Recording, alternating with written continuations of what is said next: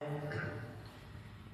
يهدي الله فلا مضل له ومن يضلل فلا هادي له واشهد ان لا اله الا الله وحده لا شريك له واشهد ان محمدا عبده ورسوله يا ايها الذين امنوا اتقوا الله حق تقاته ولا تموتن الا وانتم مسلمون يا أيها الناس اتقوا ربكم الذي خلقكم من نفس واحدة وخلق منها زوجها وبث منهما رجالا كثيرا ونساء واتقوا الله الذي تساءلون به والأرحام إن الله كان عليكم رقيبا يا أيها الذين آمنوا اتقوا الله وقولوا قولا سديدا يصلح لكم أعمالكم ويغفر لكم ذنوبكم ومن يطع الله ورسوله فقد فاز فوزا عظيما أما بعد فإن أصدق الحديث كتاب الله وأحسن الهدي هدي محمد صلى الله عليه وسلم وشر الأمور محدثاتها وكل محدثة بدعة وكل بدعة ضلالة وكل ضلالة في النار. പ്രിയപ്പെട്ട സത്യവിശ്വാസികളെ അല്ലാഹു സുബ്ഹാനഹു വ തആല സൂക്ഷിക്കുന്ന മുറപ്രകാരം സൂക്ഷിച്ചുകൊണ്ട് ജീവിക്കണമെന്ന് മുസ്ലിങ്ങളായി കൊണ്ടല്ലാതെ മരിക്കാതിരിക്കാൻ വേണ്ടിയുള്ള കഠിനമായ പരിശ്രമം, നിത്യമായ ജാഗ്രത എപ്പോഴും എന്നും എവിടെയും ഏത് സ്ഥലത്തും സദാ വെച്ചു പുലർത്തണമെന്ന് ഉണർത്തുകയാണ്.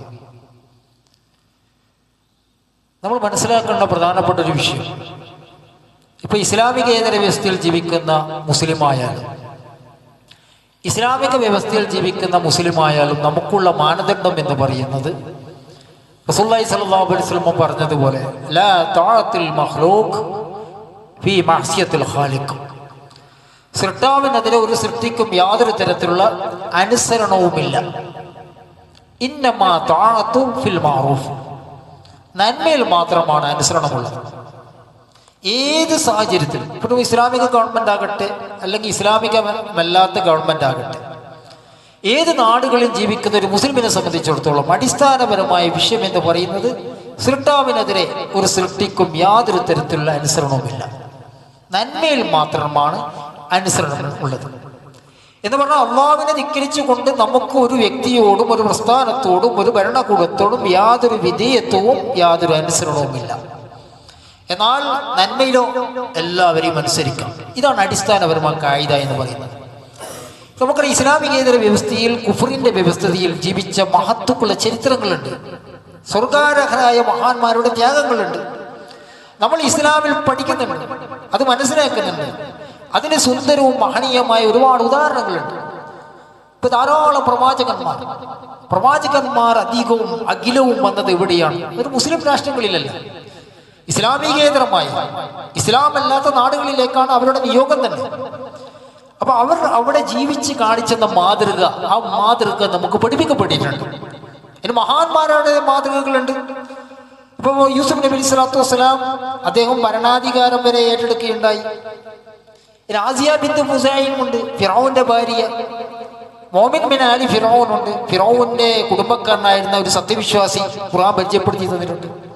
അതുപോലെ തന്നെ നജാഷി രാജാവ് ഉണ്ടായിരുന്നു. ഇപ്പൊ നജാഷിയുടെ ഭരണം ക്രിസ്തു മത അനുഷ്ഠാനത്തിലുള്ളതായിരുന്നു. അദ്ദേഹം ഇസ്ലാം പുൽക്കുന്നതിന് മുമ്പ് ക്രിസ്ത്യാനിയായിരുന്നു. അവിടേക്കാണ് റസൂലുള്ളാഹി സ്വല്ലല്ലാഹു അലൈഹി വസല്ലം നബുവത്തിന്റെ 5-ാം വർഷം സഹാബികളെ ഹിജ്റ പോകാൻ വേണ്ടി അനുവദിച്ചത്. ആദ്യ സംഘത്തിൽ 12 പുരുഷന്മാരുണ്ടായിരുന്നു, 4 സ്ത്രീകളുണ്ടായിരുന്നു. രണ്ടാമത്തെ സംഘത്തിൽ 82 പുരുഷന്മാരുണ്ടായിരുന്നു, 18 സ്ത്രീകളുണ്ടായിരുന്നു. മഹാന്മാരായ സഹാബികളാണ്. അമർ ഇബ്നു ആസ്, അബ്ദുല്ലാഹി ഇബ്നു റബീഅ, ജഅഫർ ഇബ്നു അബീ താലിബ്, ഉസ്മാൻ ബിൻ അഫ്ഫാൻ, റസൂലുള്ളാഹി സ്വല്ലല്ലാഹു അലൈഹി വസല്ലം മകളായ ഉസ്മാൻ ബിൻ അഫ്ഫാൻ റളിയല്ലാഹു അൻഹുവിന്റെ ഭാര്യയായ റുഖിയത്ത് ബിൻത് റസൂലില്ലാഹ്, സുബൈർ ബിൻ അൽ അവ്വാം, അബ്ദുറഹ്മാൻ ബിൻ ഔഫ്, മുസ്അബ് ബിൻ ഉമൈർ, ഇങ്ങനെയുള്ള പ്രഗത്ഭരായ സഹാബികൾ. അവരെവിടത്തേക്കാണ് ഹിജ്റ പോയത്? ക്രിസ്തു മതത്തിൽ ഊന്നിക്കൊണ്ടുകൊണ്ട് ഭരണം നടത്തുന്ന നജാഷിയുടെ നാട്ടിലേക്കാണ്. അതുപോലെ തന്നെ ഖുർആൻ പരിചയപ്പെടുത്തുന്ന ഫിറഔന്റെ കാഫിറായ ദിവ്യത്വം ബാധിച്ച ഭരണാധികാരിയാണ്, എല്ലാവർക്കും അറിയാം. ഫഖാല അന റബ്ബുക്കുമുൽ അഅ്ല, ഫിറഔൻ തന്നെ ബാധിച്ചത് എന്താണ്? ഞാനാണ് റബ്ബ്.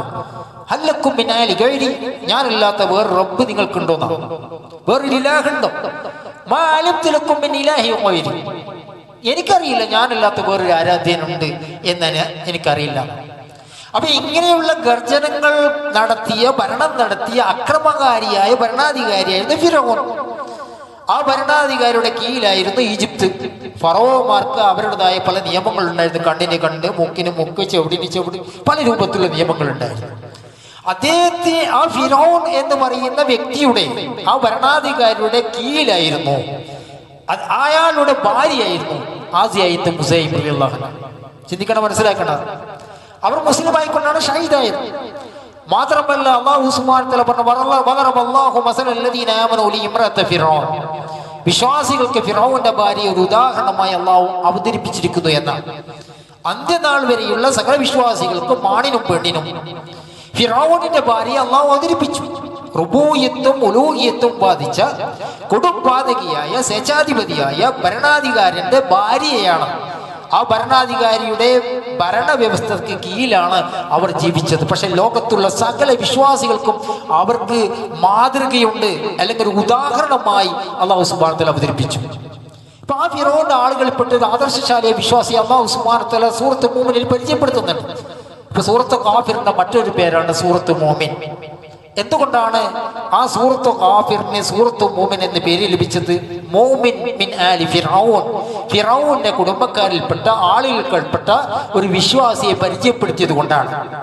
അല്ലാഹു സുബ്ഹാനഹു വ തആല അദ്ദേഹത്തെ പറ്റി പറഞ്ഞത് റജുലുൻ മുഅ്മിനുൻ മിൻ ആലി ഫിറഔന യക്തുമു ഈമാനഹു. ഫിറഔന്റെ ആൾക്കാരിൽപ്പെട്ട സത്യവിശ്വാസിയായ ഒരു മനുഷ്യൻ, അദ്ദേഹത്തിന്റെ വിശ്വാസം മറച്ചു വെച്ചു. ഇപ്പൊ സൂറത്ത് മൂമിനിൽ അദ്ദേഹത്തിന്റെ പ്രബോധനവും സംസാരവും അവസാനം തന്റെ ആദർശ നിലപാട് അദ്ദേഹം വ്യക്തമാക്കുന്നതും ആയതിനാൽ തന്നെ ഫിറഔന്റെ ടീം നടത്തിയ കുതന്ത്രങ്ങളുടെ ദുഷ്ഫലങ്ങളിൽ നിന്ന് അല്ലാഹു സുബ്ഹാനഹു വ തആല അദ്ദേഹത്തെ രക്ഷപ്പെടുത്തിയതൊക്കെ എടുത്തു പറയുന്നുണ്ട്. അതിങ്ങനെ വിശദീകരിക്കുന്നുണ്ട്.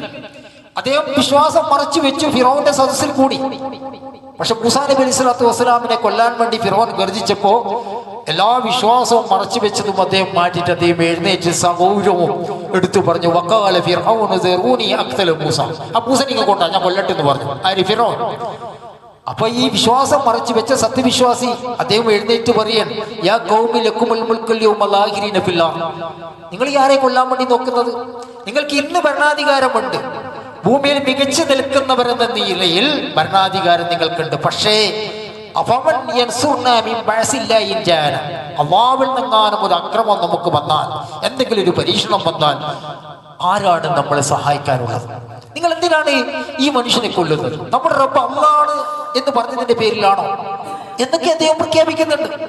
നമുക്കറിയാം, അബൂബക്കർ സിദ്ദീഖും മുഅ്മിൻ മിൻ ആലി ഫിറഔനെ തുലനപ്പെടുത്തിയ റസൂലുള്ളാഹി സ്വല്ലല്ലാഹു അലൈഹി വസല്ലമ അബൂബക്കറിനെ അദ്ദേഹത്തെക്കാൾ മഹത്വപ്പെടുത്തിയപ്പോൾ അതിന് കാരണമായിട്ട് പറഞ്ഞത് മുഅ്മിൻ മിൻ ആലി ഫിറഔൻ, അദ്ദേഹം വിശ്വാസം മറച്ചു വെച്ചു. അബൂബക്കർ സിദ്ദീഖ് എന്താണ്? അദ്ദേഹം വിശ്വാസം തുടക്കത്തിലെ വെളിപ്പെടുത്തി എന്നുള്ളതാണ്. അപ്പൊ തുലനപ്പെടുത്തിയിട്ടാണ് പറയുന്നത്. അപ്പൊ ആദർശശാലിയ വിശ്വാസിയായിരുന്നു മുഅ്മിൻ. അവരൊക്കെ എവിടെയാണ് ജീവിച്ചത്? റബ്ബാണെന്നും ഇലാഹാണെന്നും ബാധിച്ച കടുത്ത ധിക്കാരിയും അക്രമിയും അഹങ്കാരിയുമായിരുന്ന ഫിറൗനിന്റെ അനിസ്ലാമിക ഭരണവ്യവസ്ഥയ്ക്ക് കീഴിലായിരുന്നു. വിശ്വാസികൾക്ക് മാതൃകയായി അവർ ജീവിച്ചു. വിശ്വാസികൾക്ക് മാതൃകയാണെന്ന് വിശുദ്ധ ഖുർആൻ വരച്ചു കാണിക്കുകയും ചെയ്യുന്നു. എന്തിനേറെ, മുഅ്മിൻ അവസാന ഘട്ടത്തിൽ അദ്ദേഹത്തിന്റെ വിശ്വാസം ദൃഢമായി പ്രഖ്യാപിച്ചപ്പോ ഫിറൗൻ അദ്ദേഹത്തെ കൊല്ലാൻ വേണ്ടി നോക്കുന്നുണ്ട്. അങ്ങനെ കൊല്ലാൻ വേണ്ടി നോക്കിയപ്പോൾ പോലും അല്ലാഹു സുബ്ഹാനഹു വ തആല അദ്ദേഹത്തെ രക്ഷപ്പെടുത്തി.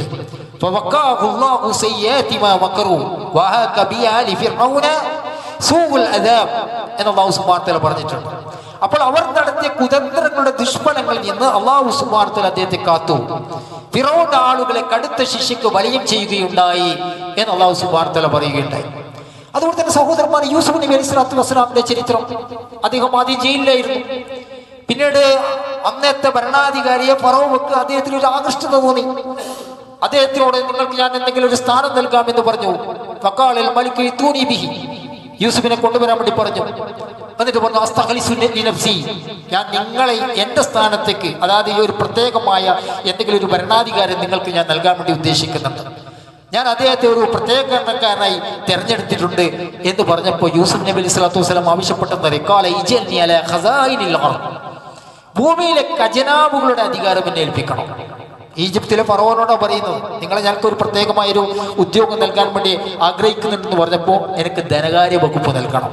അദ്ദേഹം ആവശ്യപ്പെട്ടു. ഇന്നീ ഹഫീദുൻ അലീം, ഞാൻ വിവരമുള്ള സൂക്ഷിപ്പുകാരനാകാം എന്ന് പറയുകയുണ്ടായി. അദ്ദേഹം എടുത്ത് അള്ളാഹുവിനോട് പ്രാർത്ഥിക്കുന്നുണ്ട്. യൂസുഫ് നബി സ്വല്ലല്ലാഹു അലൈഹി വസല്ലം, റബ്ബി ഖദ് ആതൈതനി മിനൽ മുൽക്കി വഅല്ലംതനി മിൻ തഅവീലിൽ അഹാദീസ്. അല്ലാഹുവേ റബ്ബേ, നീ എനിക്ക് ഭരണാധികാരത്തിൽ നിന്ന് ഒരു അംശം നൽകുകയും സ്വപ്ന വാർത്തകളുടെ വ്യാഖ്യാനത്തിൽ ചിലത് നീ എനിക്ക് പഠിപ്പിച്ച് ചെയ്യുകയും ചെയ്തിരിക്കുന്നു എന്ന് അദ്ദേഹം പ്രാർത്ഥിക്കുക. എന്ന് പറഞ്ഞാൽ ഭരണാധികാരത്തിൽ നിന്ന് എനിക്കൊരു അംശം നീ നൽകി. അദ്ദേഹം അതിന് ചാൻസ് കിട്ടിയപ്പോൾ ആവശ്യപ്പെട്ടു, എനിക്ക് എന്നെ ഇന്ന സ്ഥാനം വേണം. ആരോടാണ് ആവശ്യപ്പെടുന്നത്? ഫറോവിയോട്. കടുത്ത ധിക്കാരികളായ അനിസ്ലാമികമായ ഭരണം നടത്തുന്ന സ്വേച്ഛാധിപതികളായ ഭരണാധികാരിയോട് പറയാണ്, എനിക്ക് ഖജനാവിനെ സൂക്ഷിപ്പിക്കാനുള്ള ചുമതല നൽകണം. അത് അദ്ദേഹത്തിന് ലഭിക്കുകയാണ്. ഇവിടെ തഫ്സീറുകൾ കാണാം, യൂസുഫ് നബി സ്വല്ലല്ലാഹു അലൈഹി വസല്ലം സ്വന്തം കാര്യമല്ല ഇവിടെ നോക്കിയത്, മറിച്ച് നഫ്ഉൽ ആമാണ്, പൊതു നന്മയാണ്, പൊതു ഗുണമായിരുന്നു അദ്ദേഹം നോക്കിയത് എന്ന. സഹോദരന്മാരെ, ഇവിടെ മനസ്സിലാക്കണം, അല്ലാഹു സുബ്ഹാനഹു വ തആല ഒരാളെയും കഴിവില്ലാതെ ചെയ്യാൻ നിർബന്ധിക്കുകയില്ല. അനിസ്ലാമിക ഭരണകൂടത്തിൽ മുസ്ലിമിന് സ്ഥാനം സ്വീകരിക്കാവുന്നതാണ്. പക്ഷെ നിബന്ധനകളുണ്ട്. നീതി വേണം. അള്ളാഹുവിനെ ധിക്കരിച്ചുകൊണ്ട് ആർക്കും അനുസരണം വരുന്നത്. അള്ളാഹു അവതരിപ്പിച്ചത് കൊണ്ടല്ലാതെ വിധിക്കരുത്. യൂസുഫ് നബി സ്വല്ലല്ലാഹു അലൈഹി വസല്ലമയെ പോലെ ആയിരിക്കണം. കാഫിറായ രാജാവിന്റെ പ്രതിനിധിയായി അദ്ദേഹം സ്ഥാനമേറ്റു. രാജ നിയമം അനുസരിച്ച് അദ്ദേഹം ഭരിച്ചു. ഖുർആൻ പറയുന്നുണ്ട്,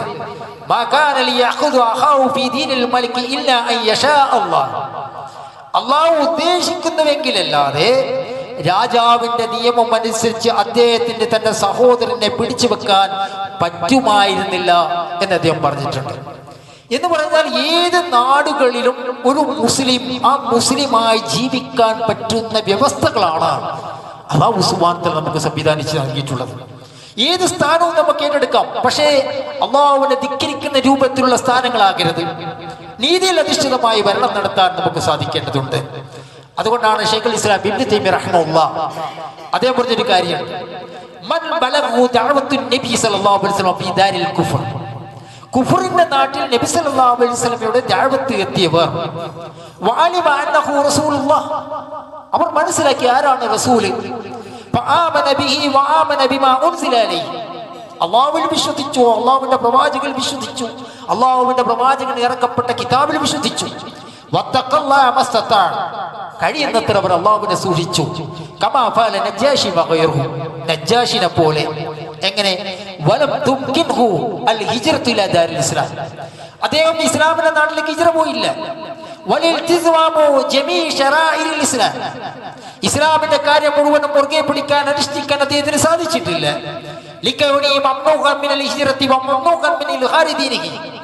ദീൻ പ്രകടിപ്പിക്കുവാനോ ഹിജ്റ പോകാനോ സാധ്യമല്ല.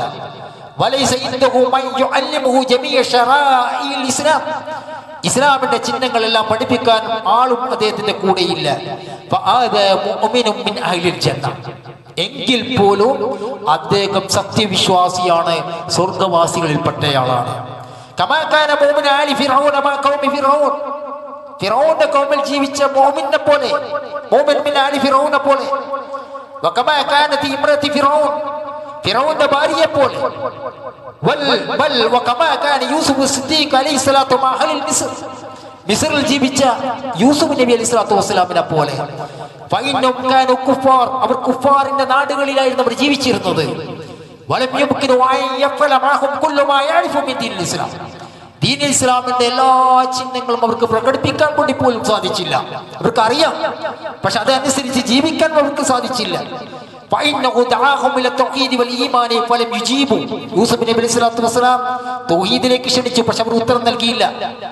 എന്നാൽ ഇസ്ലാമിന്റെ എല്ലാ ചിഹ്നങ്ങൾ പ്രകടിപ്പിച്ച് ജീവിക്കാൻ പോലും അദ്ദേഹത്തിന് അവസരം ലഭിച്ചില്ല. പക്ഷെ അവരൊക്കെ മഹാന്മാരാണ് എന്ന് ശൈഖുൽ ഇസ്ലാം ഇബ്നു തൈമിയ്യ റഹിമഹുല്ലാഹ് പറയുകയാണ്. സഹോദരന്മാരെ, അതുകൊണ്ട് തന്നെ ദീനീ കാര്യങ്ങൾ എല്ലാം യൂസുഫ് നബി അലൈഹി സ്വലാത്തിന് അറിയാം. പക്ഷെ അറിയാവുന്ന കാര്യങ്ങൾ മുഴുവൻ പ്രവർത്തിക്കുവാൻ പറ്റിയിട്ടില്ല എന്നാണ് ശൈഖുൽ ഇസ്ലാം ഇബ്നു തൈമിയ്യ റഹിമഹുല്ലാഹ് പറയുന്നത്. എന്ന് വെച്ചാൽ താഗൂത്തിന്റെ നാട്ടിൽ ജീവിച്ചത് കൊണ്ട് തന്നെ ഇസ്ലാം പൂർണ്ണമല്ല എന്ന് പറയാൻ പറ്റുമോ? അമുസ്ലിങ്ങളുടെ നാട്ടിൽ ജീവിക്കുന്ന നമുക്ക് ഇസ്ലാം പൂർണ്ണമല്ലെന്ന് പറയാൻ പറ്റുമോ? ഇസ്ലാമികേതരമായ ഭരണവ്യവസ്ഥയ്ക്ക് കീഴിൽ ജീവിക്കുന്ന മുസ്ലിം ഭൂമിയിൽ സ്ഥാപിക്കപ്പെടാത്ത വീട് പോലെ എന്ന് പറയാൻ പറ്റുമോ? അല്ലെങ്കിൽ ജലരേഖ എന്ന് പോലെ പറയാൻ പറ്റുമോ? വെള്ളത്തിൽ വരച്ചത് എന്ന് പറയാൻ പറ്റുമോ? അതിന് അപകടം എന്താണ്? യൂസുഫ് നബി അലൈഹി സ്വലാത്തു വസ്സലാമിന്റെ വിധി എന്താണ്? അനേക പ്രവാചകന്മാരുടെ വിധി എന്താണ്? മുഅ്മിനാലി ഫിറഔന്റെ വിധി എന്താണ്? നജ്ജാഷിയുടെ കീഴിൽ ജീവിച്ച സഹാബത്തിന്റെ വിധി എന്താണ്? ആസിയ ബിൻത് മുസൈബിന്റെ വിധി എന്താണ്? എന്താണ് നമ്മൾ കാര്യങ്ങൾ മനസ്സിലാക്കുന്നത്? ചിലരൊക്കെ ഈ നാട്ടിൽ നമുക്ക് ശരിയാവില്ല, ജനാധിപത്യം ശരിയാവില്ല, വോട്ട് ശരിയാവില്ല, ഇവിടെ നിൽക്കാൻ പറ്റില്ല, ഹിജ്റ പോണെന്നൊക്കെ പറയുന്നു, അത് മുസ്തഹബാണെന്നൊക്കെ പറയുന്നു, സെൽഫിയത്തിന്റെ കുപ്പായം ധരിക്കുന്നു. ഗൗരവമുള്ള വിഷയമാണ് സഹോദരന്മാരെ. നജ്ജാഷിയെ കുറിച്ച് ശൈഖുൽ ഇസ്ലാം എന്താ പറഞ്ഞറിയോ? വകസീറു മിൻ ശറാഇൽ ഇസ്ലാം ഔ അക്സരിയ ലം യകുൻ ദഖല ഫിയാ ലിഅജ്സിയ അൻ ദാലിക ഫലം യുഹാജിർ ഫലം യുജാഹിദ് ഫലാ ഹജ്ജൽ ബൈത്ത്. അത് ഹിജ്റ പോയിട്ടില്ല, അദ്ദേഹം ഹജ്ജ് ചെയ്തിട്ടില്ല, അദ്ദേഹം 5 നേരത്തുള്ള നിസ്കാരം നിർവഹിച്ചിട്ടില്ല, അദ്ദേഹം അങ്ങനെയുള്ള കാര്യങ്ങളൊന്നും ചെയ്തിട്ടില്ല. എന്നിട്ട് പറയാണ് വലാ യസൂമു ശഹ്റല്ലാഹ്, റമളാനിൽ നോമ്പ് നിർവഹിച്ചിട്ടില്ല, വലാ യുഅദ്ദി സക്കാത്ത് ശറയ്യ സക്കാത്ത് നിർവഹിച്ചിട്ടില്ല. ഭരണാധികാരിയാണ് നജ്ജാഷി. ഇസ്ലാമിക നിയമം അനുസരിച്ച് ഭരിക്കേണ്ട ആളാണ്. ഭരണാധികാരിയുടെ ബാധ്യതയാണ് കിതാബ് അനുസരിച്ച് സുന്നത്ത് അനുസരിച്ച് ഭരിക്കുക എന്നുള്ളത്. അതുപോലും അദ്ദേഹത്തിന് സാധിച്ചിട്ടില്ല. അപ്പോൾ സഹോദരന്മാരെ, പാപസുരക്ഷിതരായ പ്രവാചകൻ യൂസുഫ് നബി സ്വലാത്തു മുതൽ ഇങ്ങനെയുള്ള മഹാന്മാർ ഇത്തരം സാഹചര്യത്തിൽ ഇவ்விധം ജീവിച്ചത് നമുക്ക് മാതൃകയുണ്ടെങ്കിൽ, ഇന്ത്യയിൽ ജീവിക്കുന്ന മുസ്ലിങ്ങളെ സംബന്ധിച്ചിടത്തോളം ആ മുൻകഴിഞ്ഞ സത്യവിശ്വാസികളുടെ നിലപാടുകൾക്ക് നമുക്ക് ശക്തമായ അടിത്തറയുണ്ട്. നജാഷി മരിച്ചപ്പോൾ റസൂലുള്ളാഹി സ്വല്ലല്ലാഹു അലൈഹി വസല്ലം എന്താ പറഞ്ഞത്? ഇന്ന അഖല്ലക്കും സാലിയൻ ഖദ് മാത്, നിങ്ങളുടെ സാലിഹായ സഹോദരൻ മരിച്ചിരിക്കുന്നു എന്നാണ് റസൂലുള്ളാഹി സ്വല്ലല്ലാഹു അലൈഹി വസല്ലം. അദ്ദേഹത്തിന് മയ്യത്ത് നിസ്കരിക്കേണ്ടത്, കാരണം അവിടെ നിസ്കരിക്കാൻ വേണ്ടി ആരുമില്ല. അങ്ങനെയാണ് റസൂലുള്ളാഹി സ്വല്ലല്ലാഹു അലൈഹി വസല്ലം പറഞ്ഞത്. സഹോദരന്മാരെ, നമ്മളെ സംബന്ധിച്ചിടത്തോളം ഇന്ത്യയിലെ ജനാധിപത്യ സാഹചര്യം മഹനീയമാണ്. മതമനുസരിച്ച് ജീവിക്കുവാനും പ്രബോധനം ചെയ്യുവാനും പ്രചരിപ്പിക്കുവാനും ദീൻ പഠിക്കുവാനും പകർത്തുവാനും നിയമം സമ്മതിക്കുന്ന, കൂടാതെ നിയമപാലകരെ വിട്ട് അതിന് സുരക്ഷ ഒരുക്കുന്ന കേരളം പോലെയുള്ള സാഹചര്യത്തിലാണ് നമ്മളുള്ളത്. അങ്ങനെയുള്ള നാടിനെ കീഴ്ത്തി അതിനെക്കുറിച്ച് വ്യാജം പറഞ്ഞ് തെറ്റിദ്ധാരണകൾ പരത്തി സാധാരണക്കാരിൽ വസ്വാസം മടുപ്പും ഉണ്ടാക്കുക എന്ന് പറയുന്നത് വലിയ ഗൗരവമുള്ള വിഷയമാണ്. അതുകൊണ്ട് തന്നെ നമ്മളെ സംബന്ധിച്ചിടത്തോളം, ഇന്ത്യയിൽ ജീവിക്കുന്ന മുസ്ലിമിനെ സംബന്ധിച്ചിടത്തോളം, ഇവിടുത്തെ ജനാധിപത്യ സംവിധാനങ്ങളെ ശക്തിപ്പെടുത്താനുള്ള നിരന്തരമായ പരിശ്രമങ്ങളിലായിരിക്കണം നമ്മൾ ഉണ്ടാക്കേണ്ടത്. കാരണം ആരെ കൊണ്ടാണ് മുസ്ലിങ്ങളെ സഹായിക്കുക എന്നത് നമുക്കറിയില്ല. മുസ്ലിങ്ങളെ സഹായിക്കുക ചിലപ്പോൾ അമുസ്ലിങ്ങളെ കൊണ്ടായിരിക്കാം, അല്ലെങ്കിൽ ഇതേപോലുള്ള ജനാധിപത്യ വ്യവസ്ഥകൾ കൊണ്ടായിരിക്കാം, അല്ലെങ്കിൽ മുസ്ലിമായി നടക്കുന്ന എന്നാൽ മുസ്ലിമിന്റെ ആരാധന കാര്യങ്ങളൊന്നും ഇല്ല അങ്ങനെയുള്ള വ്യക്തികൾ കൊണ്ടായിരിക്കാം, അല്ലെങ്കിൽ ഏതെങ്കിലും പൊങ്ങച്ച കാണിക്കുന്ന വ്യക്തികളെ കൊണ്ടായിരിക്കാം. ആരെ കൊണ്ടാണ് മുസ്ലിങ്ങളെ സഹായിക്കുക എന്നത് നമുക്ക് പറയാൻ സാധ്യമല്ല. ഇപ്പൊ ശുഐബ് നബി സ്വല്ലല്ലാഹു അലൈഹി വസല്ലമിന്റെ ചരിത്രം പരിശോധിച്ചാൽ കാണാൻ വേണ്ടി സാധിക്കും. അദ്ദേഹത്തോട് ശത്രുക്കൾ പറയുന്നുണ്ട്, യാ ശുഐബ് മാ നഫ്കു കസീറ മിമ്മാ നഖൂൽ മിമ്മാ തഖൂൽ വ ഇന്നാ ലനറാക ഫീനാ ളൈഫ. താങ്കൾ പറയുന്ന കാര്യങ്ങളൊന്നും നമുക്കറിയില്ല. വലൗലാ റഹത്തുക ലർജംനാക, നിന്റെ കൂടെ നിന്റെ കുടുംബക്കാരില്ലെങ്കിൽ നിന്നെ നമ്മൾ എറിഞ്ഞു ഓടിക്കുമായിരുന്നു. ശുഐബ് നബി സ്വല്ലല്ലാഹു അലൈഹി വസല്ലമയുടെ ഖൗമ് പറയാൻ, അദ്ദേഹത്തിന്റെ കുടുംബക്കാരാണ് കുഫാറുകൾ, അവിശ്വാസികൾ. അവിശ്വാസികളെ കുടുംബത്തെ കൊണ്ടാണ് അല്ലാഹു സുബ്ഹാനഹു വ തആല സംരക്ഷിച്ചത്, ശുഐബ് നബി സ്വല്ലല്ലാഹു അലൈഹി വസല്ലമയെ സംരക്ഷിച്ചത്. അതുകൊണ്ടാണ് തഫ്സീർ സഅദി അബ്ദുൽ നാസർ സഅദി റഹ്മഹുല്ലാഹ് ഇതിന്റെ വ്യാഖ്യാനത്തിൽ കാണാം, വമിൻഹാ അന്നല്ലാഹു യദ്ഫു അനിൽ മുഅ്മിനീന ബി അസ്ബാബി കസീറ. ധാരാളം കാരണങ്ങളിൽ അല്ലാഹു സുബ്ഹാനഹു വ തആല വിശ്വാസികളെ പ്രതിരോധിക്കും, ചെറുക്കും. ഖദ് യഅലമൂന ബഅദുഹ വഖദ് ലാ യഅലമൂന ശൈഅൻ മിൻഹാ. ചിലത് നമുക്ക് അറിയാൻ വേണ്ടി പറ്റും, ചിലത് നമുക്ക് അറിയാൻ വേണ്ടി പറ്റുകയില്ല. ആരെക്കൊണ്ടാണ് അല്ലാഹു നമ്മളെ സഹായിക്കുക എന്നുള്ളത് ചിലപ്പോൾ നമുക്കറിയാൻ പറ്റും, ചിലപ്പോൾ നമുക്ക് അറിയാൻ വേണ്ടി പറ്റുകയില്ല. ചിലപ്പോൾ വിശ്വാസികളെ ചെറുക്കലും തടുക്കലും അവരുടെ ഗോത്രങ്ങളിലൂടെ ആയിരിക്കും. ചിലപ്പോൾ അവിശ്വാസികളുടെ നാട്ടുകാരെ കൊണ്ടായിരിക്കും.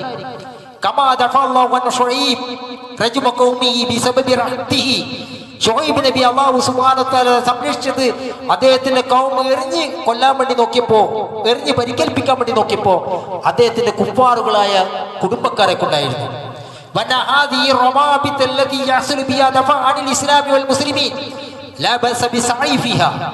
ഇസ്ലാമിനും മുസ്ലിങ്ങൾക്ക് പ്രതിരോധമായി ഉണ്ടാക്കുന്ന ഇത്തരം ബന്ധങ്ങൾ ഉണ്ടാക്കുന്നതിന് ഒരു കുഴപ്പമില്ല. ചിലപ്പോൾ അത് ഉണ്ടാക്കൽ മുസ്ലിങ്ങളുടെ ബാധ്യതയായി തീരും. കാരണം സാധിക്കുന്നത്ര ഇസ്ലാം നടത്തുക എന്നത് നമ്മോട് ആവശ്യപ്പെട്ട സംഗതിയാണ്.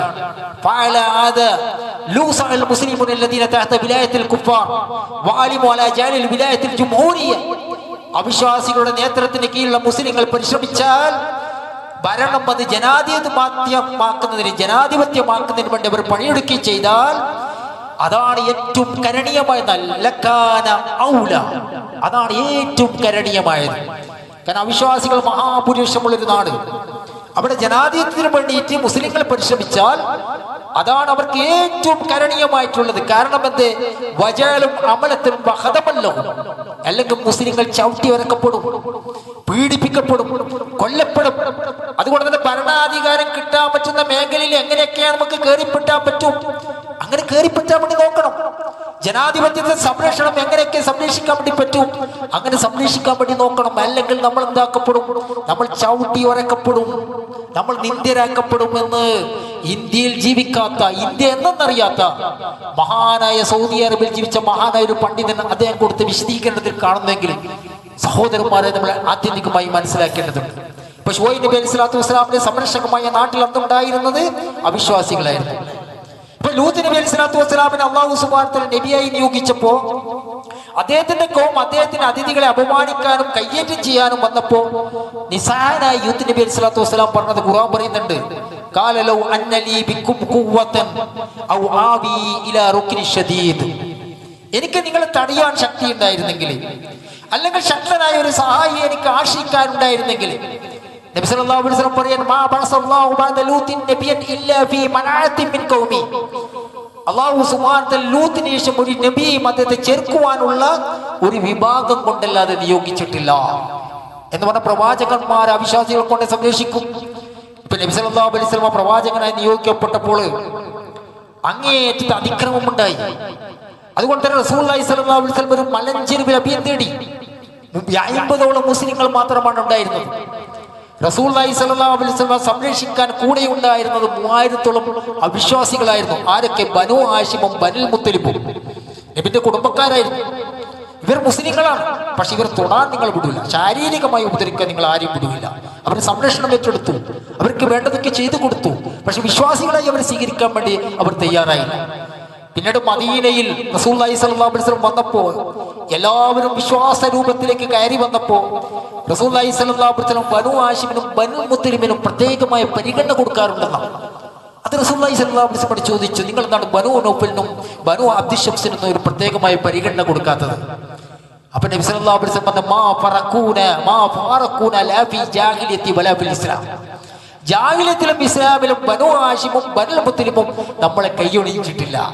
അവർ അവിശ്വാസികളായിരുന്നപ്പോഴും നമ്മളെ സഹായിച്ചിട്ടുണ്ട്, വിശ്വാസികളായപ്പോഴും അവർ വേണ്ടുപോലെ ഇപ്പോൾ നമ്മളെ സഹായിച്ചുകൊണ്ടേയിരിക്കുന്നു. അതുകൊണ്ടാണ് ആ പരിഗണന അവർക്ക് കൊടുക്കുന്നത്. സഹോദരന്മാരെ, ദീനിന്റെ സുന്നത്താണ്, അല്ലാഹു സുബ്ഹാനഹു വ തആലയുടെ സുന്നത്താണ്. വിശ്വാസികളെ അല്ലാഹു എങ്ങനെയാണ് സഹായിക്കുക എന്ന് പറയാൻ വേണ്ടി പറ്റുകയില്ല. നമ്മൾ ഇസ്ലാമിന്റെ നാട് മാത്രമേ സഹായിക്കൂ, അങ്ങനെയല്ല. അവിശ്വാസികളെ കൊണ്ട് സഹായിക്കും, ആ വ്യവസ്ഥകൾ കൊണ്ട് സഹായിക്കും, സംവിധാനങ്ങൾ കൊണ്ട് സഹായിക്കും. ആ സംവിധാനങ്ങൾ നമുക്ക് ഉതകുന്ന രീതിയിൽ നമ്മൾ ശക്തിപ്പെടുത്തുക എന്നതാണ് വിശ്വാസികൾക്ക് കരണീയമായിട്ടുള്ളത്. ഇപ്പൊ ജനാധിപത്യ വ്യവസ്ഥ മുസ്ലിങ്ങൾക്ക് കരണീയമായിട്ടുള്ള വ്യവസ്ഥയാണ്. അത് ജനാധിപത്യത്തിൽ എന്താണോ ആ രീതി, അതാണ് നമ്മൾ അവലംബിക്കേണ്ടത്. അത് നിലനിർത്താൻ എന്താണോ നാം ചെയ്യേണ്ടത്, അതാണ് നാം ചെയ്യേണ്ടത്. ഏതായാലും ഒരു ജനാധിപത്യ വ്യവസ്ഥയെ നടപ്പിലാക്കിയിട്ടുണ്ടെങ്കിൽ മുസ്ലിങ്ങളെ സംബന്ധിച്ചിടത്തോളം, പ്രത്യേക ന്യൂനപക്ഷങ്ങളെ സംബന്ധിച്ചിടത്തോളം പൊതുവിൽ അവരുടെ അവകാശങ്ങൾ, അത് മതപരമായ അവകാശങ്ങളാകട്ടെ ഭൗതികമായ അവകാശങ്ങളാകട്ടെ, അത് സംരക്ഷിക്കുവാനും അത് കൊണ്ടു നടക്കുവാനും കരണീയമായിട്ടുള്ളത് ജനാധിപത്യം. വിശിഷ്ട ഇന്ത്യയുടെ ഭൗതിക സാഹചര്യത്തിൽ ഇന്ത്യയിൽ ജീവിക്കുന്ന മുസ്ലിങ്ങളെ സംബന്ധിച്ചിടത്തോളം അത് നിലനിർത്താൻ ഉതകുന്ന പ്രവർത്തനങ്ങളിലും പ്രോഗ്രാമുകളിലും നിരന്തരം നമ്മൾ ഏർപ്പെടുക എന്നുള്ളതാണ്. അങ്ങനെയുള്ള മഹത്തായ ഒരു പ്രവർത്തനങ്ങളിൽ നമ്മൾ ഓരോരുത്തരും ഏർപ്പെടേണ്ടതുണ്ട് എന്നാണ് ഉണർത്താനുള്ളത്. അല്ലാഹു സുബ്ഹാനഹു വ തആല നമ്മെ ഏവരെയും സഹായിക്കുമാറാകട്ടെ.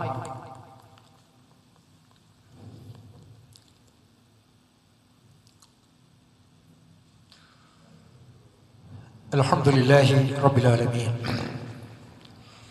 യാ അയ്യുഹല്ലദീന ആമനു തഖുല്ലാഹ്. പ്രിയപ്പെട്ട സത്യവിശ്വാസികളെ, വിശ്വാസികളെ, അല്ലാഹു സുബ്ഹാനഹു വ തആല സൂക്ഷിക്കുന്ന മുറപ്രകാരം സൂക്ഷിച്ചുകൊണ്ട് ജീവിക്കണമെന്ന് ഉണർത്തുകയാണ്. എന്നാൽ നിർഭാഗ്യകരമെന്ന് പറയട്ടെ, ഏറ്റവും മഹത്തരമായ നമ്മുടെ ജനാധിപത്യ വ്യവസ്ഥ, ജവഹർലാൽ നെഹ്റു മുതൽ ഇന്ദിരാഗാന്ധി മുതൽ രാജീവ് ഗാന്ധി വരെയുള്ള മഹാന്മാരായ പ്രധാനമന്ത്രിമാർ, അവർ ഭരണം നടത്തിയപ്പോൾ മുസ്ലിങ്ങൾ അനുഭവിച്ച സ്വാതന്ത്ര്യം ഇപ്പം വലിയ രീതിയിൽ തടയപ്പെടുന്ന ഒരു കാഴ്ച നമുക്കെല്ലാവർക്കും അറിയാം. പല രൂപത്തിലുള്ള നിയമങ്ങളുണ്ട്. ഇപ്പം CA നിയമങ്ങളുണ്ട്, NRC നിയമങ്ങളുണ്ട്, NPR നിയമങ്ങളുണ്ട്. ഈ നിയമങ്ങളിൽ നിന്ന് ഒരിക്കലും രക്ഷപ്പെടാത്തൊരു വിഭാഗം എന്ന് ചോദിച്ചാൽ അത് മുസ്ലിങ്ങളാണ്. മറ്റുള്ളവർക്കൊക്കെ പഴുതുകളുണ്ട്. അതുപോലെയുള്ള മറ്റൊരു തീക്ഷണമായൊരു അന്തരീക്ഷമാണ് നമ്മുടെ മുന്നിലുള്ളത്. സ്പെഷ്യൽ ഇന്റൻസീവ് റിവിഷൻ എന്ന് പറയുന്ന SIR, തീവ്ര വോട്ടർ പട്ടിക പുനഃപരിശോധന. അതിന്റെ 2ാം ഘട്ടമാണ്. 12 സംസ്ഥാനങ്ങളിലേക്ക്, കേന്ദ്രഭരണ പ്രദേശങ്ങളിലേക്കും വ്യാപിച്ചിരിക്കുക. ഇപ്പൊ നിയമസഭാ തെരഞ്ഞെടുപ്പുകൾ ആസന്നമായ തമിഴ്നാട്, പശ്ചിമ ബംഗാൾ, അതുപോലെ തന്നെ പുതുശ്ശേരി, കേരളം എന്നിവിടങ്ങളിൽ നടക്കും. മൊത്തം 51 കോടി വോട്ടർമാരെയാണ് പുനഃപരിശോധനയ്ക്ക് വിധേയമാക്കുന്നത്. സാധാരണഗതിയിൽ മരിച്ചവരും നാട്ടിലില്ലാത്തവരും സ്ഥിരതാമസം മാറിയവരിലൊക്കെ വോട്ടർ പട്ടികയിൽ ഇടം പിടിച്ചിരിക്കാം. അവരെ കണ്ടെത്തി വോട്ടർ പട്ടിക ശുദ്ധീകരിക്കാൻ പുനഃപരിശോധനയിലൂടെ കഴിയുമെന്നതിൽ യാതൊരു സംശയമില്ല.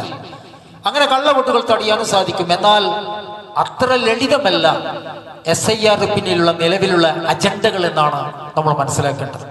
പല ആശയക്കുഴപ്പങ്ങളും നിലനിൽക്കുക. ഇപ്പൊ ബീഹാറിൽ ചില ജില്ലകൾ ലക്ഷ്യമാക്കി നടത്തിയ SIR, ആ SIRന്റെ തെളിവുകളാണ് അവിടെ നിന്ന് 3,66,00,000 വോട്ടർമാർ സൂക്ഷ്മ പരിശോധനയിൽ നീക്കം ചെയ്യപ്പെട്ടു എന്നുള്ളത്.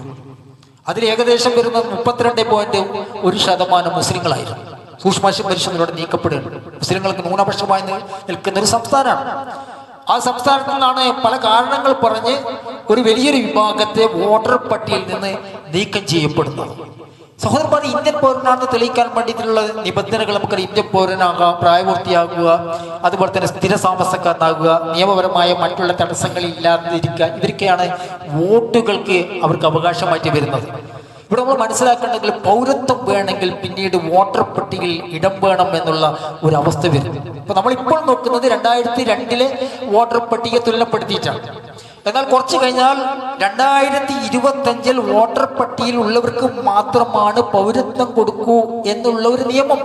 ചിലപ്പോൾ ഒരു 10-20 വർഷം കഴിഞ്ഞാൽ നമ്മുടെ മക്കൾ അനുഭവിക്കേണ്ടി വന്നേക്കാം. അപ്പൊ 2002 2025 പട്ടികയിലും ഉള്ളവർക്കാണ് ഒരു പ്രശ്നവുമില്ലാതെ മൂവ് ചെയ്യാൻ വേണ്ടി പറ്റുക. 23 വർഷം ഇതിൽ നമ്മൾ ആലസ്യം കാണിച്ചാൽ അടുത്ത തലമുറ അടിയാധാരമില്ലാത്ത സ്ഥല ഉടമനെ പോലെയായിരിക്കും. അതുകൊണ്ട് തന്നെ SIR എന്ന് പറയുന്ന പ്രവർത്തനം അതൊരു ചാലഞ്ചായിട്ട് നമ്മൾ ഏറ്റെടുക്കണം. രാജ്യത്തിന്റെ ക്ലൈമറ്റ് ഇപ്പോൾ പല രൂപത്തിലും മാറിയിട്ടുണ്ട്. കഴിഞ്ഞ 10 വർഷമായി നമുക്ക് പല രൂപത്തിലുള്ള നിയമങ്ങളാണ് നമ്മളെ മേലിൽ അടിച്ചേൽപ്പിച്ചുകൊണ്ടിരിക്കുന്നത്. അതുകൊണ്ട് തന്നെ സഹോദരന്മാരെ, SIR ഒരു ചാലഞ്ചായിട്ട് നമ്മൾ ഏറ്റെടുക്കേണ്ടതുണ്ട്. നമുക്കറിയാം, BLMR, ഈ ബൂത്ത് ലെവൽ ഓഫീസർമാർ നമ്മുടെ വീടുകളിൽ 2 ഫോം തന്നിട്ടുണ്ടാവും. ഓരോ വോട്ടർക്കും ഇതുപോലത്തുള്ള ഫോമാണ് ഉണ്ടാകുക. 2 ഫോം ഉണ്ടാവും, ഇതുപോലുള്ള ഫോമുകൾ. ഈ ഫോമുകൾ കൃത്യമായിട്ട് നമ്മൾ ഫില്ല് ചെയ്തിട്ട് BLMR ഏൽപ്പിക്കേണ്ടത്. ആ 2 ഫോമുണ്ട്. ഏതെങ്കിലും കാരണവശാൽ തെറ്റ് പറ്റിയാൽ അത് ഒന്ന് വരഞ്ഞിട്ട് അടുത്ത 2ാമത്തെ ഫോം വളരെ കൃത്യമായി പൂരിപ്പിച്ചിട്ടായിരിക്കണം BLM ഏൽപ്പിക്കേണ്ടത്. 3 കോളമാണുള്ളത്. ഇതിന്റെ ഫസ്റ്റ് കോളത്തിൽ നമ്മൾ ഇപ്പോൾ നിലവിലുള്ള ഐഡിയിൽ എന്താണോ ഉള്ളത് അതാണ് ഫില്ല് ചെയ്യേണ്ടത്. ഇതിന്റെ താഴെയുള്ള ആദ്യത്തെ കോളത്തിൽ 2002 വോട്ടർ പട്ടികയിൽ നമ്മുടെ പേരുണ്ടോ? ഇപ്പൊ സൈറ്റുകളിൽ കാണും നമ്മൾ ആരൊക്കെയാണ് പേരിലുള്ളത്. ഇപ്പൊ 50 വയസ്സുള്ളവരൊക്കെ മിക്കവാറും അതിലുണ്ടാവും. അതിന് ചെറുപ്പക്കാരാകട്ടെ 2002 വോട്ടർ പട്ടികയിൽ പേരുണ്ടാവുകയില്ല. അപ്പൊ അവരെന്ത് ചെയ്യണം? അവരുടെ പിതാ ഇവിടെ പൂരിപ്പിക്കേണ്ടതില്ല. ഇപ്പൊ 2002 ഫോമുള്ള പില്ലുള്ളവർക്ക് ഇവിടെ പൂരിപ്പിക്കാം. അത് ഈ സൈറ്റിൽ കാണും. ആ സൈറ്റിലുള്ളത് തന്നെയാണ് പൂരിപ്പിക്കേണ്ടത്. ഇവിടെ ഈ 2002 ഇല്ലാത്തവർ ആരൊക്കെയാണോ അവരാണ് ഇവിടെ പൂരിപ്പിക്കേണ്ടത്. 2002 ഇല്ലാത്തത്. അപ്പൊ ആ ആരാണ് 2002 ഉള്ളവർ എന്നൊരു ചോദ്യമുണ്ട്. അപ്പൊ നമ്മുടെ പിതാവാണെങ്കിൽ പിതാവിന്റെ പേര് കൊടുക്കണം. അതുപോലെ തന്നെ ഇപ്പിക്ക് നമ്പർ, ആ പിതാവിന്റെ വോട്ടർ ID നമ്പർ എത്രയായിരുന്നു ആ നമ്പറാണ് അവിടെ പൂരിപ്പിക്കേണ്ടത്. എന്താണ് റിലേഷൻ? ആ റിലേഷൻ ആരാണ് അതിൽ കൊടുത്തിരിക്കുന്നത്, ആ കൊടുത്തത് ആ വോട്ടർ പട്ടികയിലുള്ള ഏകദേശം 2002 ആരെയാണോ ആ പിതാവാണെങ്കിൽ പിതാവിൻ്റെ ബന്ധുവായിട്ട് ആരാണ് കാണിച്ചത്, അദ്ദേഹത്തിന് തമ്മിലുള്ള റിലേഷൻ എന്താണ്, അതാണ് ഈ മൂന്നാമത്തെ കോടതി പൂരിപ്പിക്കേണ്ടത്. ഇങ്ങനെ തെറ്റു ഇല്ലാതെ യാതൊരു തര പോരായ്മയില്ലാതെ കൃത്യമായി സമർപ്പിക്കാൻ വേണ്ടി നമ്മൾ തയ്യാറാകണം. കാരണം ഇത് നമ്മുടെ പൗരത്വത്തിൻ്റെ പ്രശ്നമാണ്, നമ്മുടെ നിലനിൽപ്പിൻ്റെ പ്രശ്നമാണ് എന്ന കാര്യങ്ങൾ മനസ്സിലാക്കുക. കാരണം നമ്മൾ ഇതൊക്കെ ആലസ്യം കഴിച്ചാൽ അത് ആരെങ്കിലും ചെയ്തോളും, അത് ഏതെങ്കിലും രാഷ്ട്രീയ പാർട്ടിക്കാർ ചെയ്തോളും, അത് നമ്മളെ നോക്കാൻ വേണ്ടിയിട്ട് നമ്മുടെ പഞ്ചായത്ത് മെമ്പറുണ്ട്. ഈ ഒരു ആലസ്യം ഒഴിവാക്കി കൃത്യമായ രീതിയിൽ തന്നെ ഇതിനെ ധൈര്യപൂർവ്വം ഏറ്റെടുത്ത് ഓരോരുത്തരും നമ്മുടെ കുടുംബത്തിൽ അത് നടപ്പിലാക്കാൻ വേണ്ടി മുന്നിട്ട് ഇറങ്ങണമെന്നാണ് ഇവിടെ ഉണർത്താനുള്ളത്. നമുക്കറിയാം, ബീഹാറിലൊക്കെ പലരും വോട്ട് ചെയ്യാൻ വേണ്ടി പോയേക്കും, പലർക്കും വോട്ടില്ല. പരമ്പരാഗതമായി ഇവിടെ താമസിക്കുന്നവരാണ്. പലർക്കും വോട്ടില്ലെന്ന് അറിയുന്നപ്പോഴാണ്, ബൂത്തിൽ പോയപ്പോഴാണ്. ID കാർഡൊക്കെ ഉണ്ട്, പക്ഷെ അവിടെ പോയേക്കും അവിടെ വോട്ടില്ല. അങ്ങനെ ഗൗരവമായ വിഷയമുണ്ട്. നിങ്ങൾക്ക് ഇപ്പം ഇന്നത്തെ പത്രങ്ങൾ ആസാമിലൊക്കെ എത്ര പേരെയാണ് കുടിയൊഴിപ്പിക്കുന്നത്? പരമ്പരാഗതമായി പണ്ട് സ്വാതന്ത്ര്യ സമരത്തിന് മുമ്പ് ഇന്ത്യയിൽ താമസിക്കുന്ന മുസ്ലിങ്ങളാണ്, ബംഗാളി ഭാഷ സംസാരിക്കുന്നവരാണ് എന്ന കാരണം പറഞ്ഞുകൊണ്ട് ബംഗാളിൽ നിന്ന് കയറി വന്നു എന്ന് പറഞ്ഞിട്ടാണ് അവരെ കുടിയൊഴിപ്പിക്കുന്നത്. അതുകൊണ്ട് തന്നെ സഹോദരന്മാർ, ജാഗ്രത നമ്മൾ കാണിക്കേണ്ടത് ആരെങ്കിലും പൂരിപ്പിക്കുക എന്നല്ല, നമ്മൾ ഓരോരുത്തരും ഈ വിഷയം പഠിക്കുകയും കുടുംബത്തിൽ ഇരിക്കുകയും വൈകുന്നേരങ്ങളിൽ ഇരുന്നു കൊണ്ട് കൃത്യമായി BLO വിളിച്ചുകൊണ്ട് നമുക്കുണ്ടാകുന്ന സംശയങ്ങൾ നികത്തി അത് പൂരിപ്പിക്കാൻ നമ്മൾ തയ്യാറാക്കേണ്ടതുണ്ട്. കാരണം ഇത് നമ്മളെ മാത്രം ബാധിക്കുന്നല്ല, നമ്മുടെ തലമുറകളെ ബാധിക്കുന്ന ഒരു വലിയ വിഷയമാണ് എന്നുള്ള ജാഗ്രത നമ്മൾ ഓരോരുത്തരും വെച്ച് പുലർത്തുക. അല്ലാഹു സുബ്ഹാനഹു വ തആല യഥാർത്ഥ വിശ്വാസികളെ ഇവിടെ നിലനിർത്തുകയും ഇസ്ലാമിൻ്റെ എല്ലാ ശത്രുക്കളുടെയും നിഗൂഢമായ കുതന്ത്രങ്ങൾ പരാജയപ്പെടുത്തുകയും ചെയ്യുമാറാവട്ടെ. സഹോദരന്മാരെ, നമ്മുടെ വിശ്വാസം നേരെ ചൊവ്വയാക്കുക, തൗഹീദിൽ അധിഷ്ഠിതമായി ജീവിക്കാൻ വേണ്ടി പരിശ്രമിക്കുക, സുന്നത്തിനോട് ഒരു പ്രത്യേകമായ സ്നേഹം കാണിക്കുക, എല്ലാവിധ തെറ്റുകുറ്റങ്ങളും വെടിഞ്ഞുകൊണ്ട് ജീവിക്കുക, പലിശകളൊക്കെ വെടിഞ്ഞുകൊണ്ട് ജീവിക്കുക, സംഗീതം, സിനിമ, മ്യൂസിക്, എപ്പോഴും റീൽസ് കണ്ടുകൊണ്ടേയിരിക്കുക, മൊബൈൽ ഫോണിൻ്റെ അഡിക്റ്റായി ജീവിക്കുക എന്നീ അവസ്ഥകളൊക്കെ ഒഴിവാക്കിക്കൊണ്ട് ജീവിക്കുക. അല്ലാഹു സുബ്ഹാനഹു വ തആല നമ്മെ ഏവരെയും സഹായിക്കുമാറാവട്ടെ. അല്ലാഹുവേ, സദാ മരുന്നുകൾ കൊണ്ട് മാറാത്ത മാറാരോഗങ്ങൾ, എപ്പോഴും വേദന സംഹാരികളെ ആശ്രയിച്ച് കഴിയേണ്ടി വരുന്ന അവസ്ഥകൾ, പെട്ടെന്നുണ്ടാകുന്ന മരണങ്ങൾ, പോസ്റ്റ്മോർട്ടം പോലെയുള്ള അപകട മരണങ്ങൾ, വാർദ്ധക്യത്തിലോ മറ്റോ ജീവക്ഷമായി കിടക്കേണ്ടി വരുന്ന അവസ്ഥകൾ, മറ്റുള്ളവരെ ആശ്രയിക്കേണ്ടി വരുന്ന അവസ്ഥകൾ, ഇസ്ലാമിക വൃത്തത്തിൽ നിന്ന് വ്യതിചലിച്ച് മരിക്കേണ്ടി വരുന്ന ദുര്യോഗമായ അവസ്ഥകൾ, അല്ലാഹുവേ, എന്നിവയ്ക്ക് തൊട്ട് നിന്നോട് ഞങ്ങൾ അഭയം ചോദിക്കുകയാണ്. അല്ലാഹുവേ, നമ്മിൽ നിന്ന് ജീവിച്ചിരിക്കുന്ന മുഴുവൻ വിശ്വാസികൾക്കും വിശ്വാസിനികൾക്കും നീ ദീർഘായുസ്സും ആരോഗ്യ സൗഖ്യവും പ്രദാനം ചെയ്യണമേ.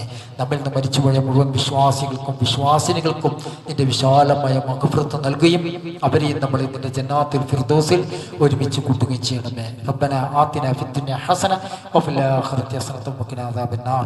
റബ്ബന തഖബ്ബൽ മിന്നാ ഇന്നക അൻതസ് സമീഉൽ അലീം വതുബ് അലൈനാ ഇന്നക അൻതത് തവ്വാബുർ റഹീം. അൽഹംദുലില്ലാഹി റബ്ബിൽ ആലമീൻ.